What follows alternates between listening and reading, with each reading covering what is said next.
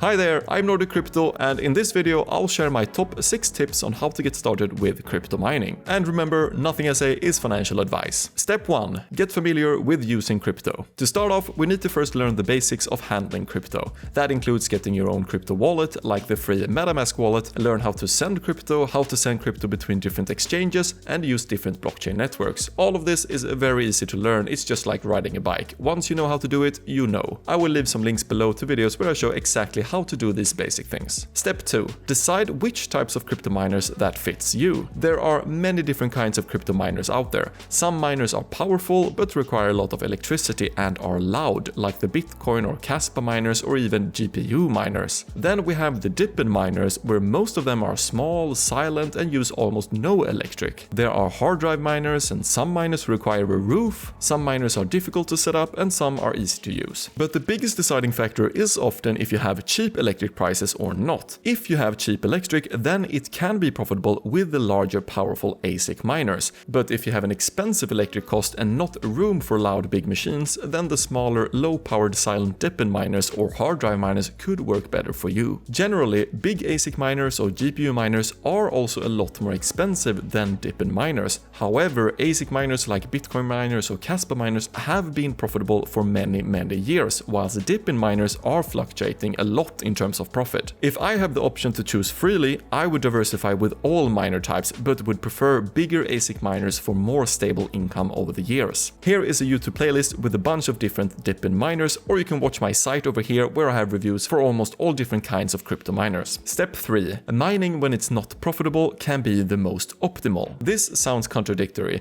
but here we need to learn about the cycle of mining profits. If something is extremely profitable to mine, people are going to mine it, and as more and more people and more miners join, usually the miners end up making less rewards because they need to share it with everyone. The only way for the profitability to keep up with the growing number of users is that the underlying price of the token we are mining is going up as well. If it does not go up, the profitability will become less and less over time as more people join. So the best time to start mining something is, of course, as with most investments, at the early stages before it becomes extremely profitable. So to mine and mine for longer periods of time with something that isn't currently giving us any value, because then if the underlying token goes up in price, all the tokens you mine during this period can become worth 5 times or even 10 times as much, perhaps even more. So the number one reason I see people fail with making profits mining is because they only look at the current dollar value of miner earnings. The most optimal time to start mining a project is before it becomes extremely profitable. What we should be more focused on is to try and guess if the project will grow in the future or not. And if we believe that, then I am happily mining tokens that are worth $0 at the time. So mining in a bear market or when a token is worth nothing can be a really smart move, but it's not a guarantee, of course. Step 4. Looking for new projects and take risks. Where can we find these new crypto mining projects? Most new projects have their own Twitter page or X page, so searching for keywords like crypto miner, DePIN on Twitter is a smart way of finding new projects with upcoming miners. But of course, joining new projects like this comes with more risks. Step 5.